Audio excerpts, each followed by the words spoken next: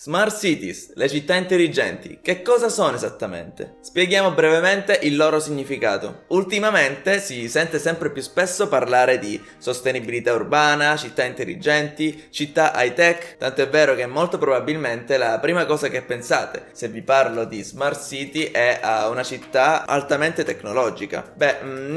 Non è esattamente il suo significato, ma andiamo con ordine. Partiamo dal presupposto che dalla rivoluzione digitale in poi un agglomerato urbano ha iniziato a basarsi non più soltanto sulle infrastrutture fisiche, ma anche sull'importanza della comunicazione e della partecipazione sociale. Iniziano ad essere messe in relazione le infrastrutture materiali di una città con il capitale umano, sociale e intellettuale di chi le abita. La tecnologia, in questo caso attraverso la comunicazione e rendendo più facili le connessioni tra le persone e tra le loro attività, ci ha dato quindi modo di creare una strategia che possa mettere a sistema tutte quelle caratteristiche economico-sociali tipiche di questa nuova tipologia di città. Ma non è il fine ultimo quello di creare una città digitale, è lo strumento, è il mezzo. Tutto quello che abbiamo detto è messo a servizio del cittadino, nel senso che all'interno della città intelligente i cittadini concorrono alla pianificazione urbanistica secondo metodi che potremmo definire non convenzionali. Per esempio, attraverso la partecipazione attiva dei cittadini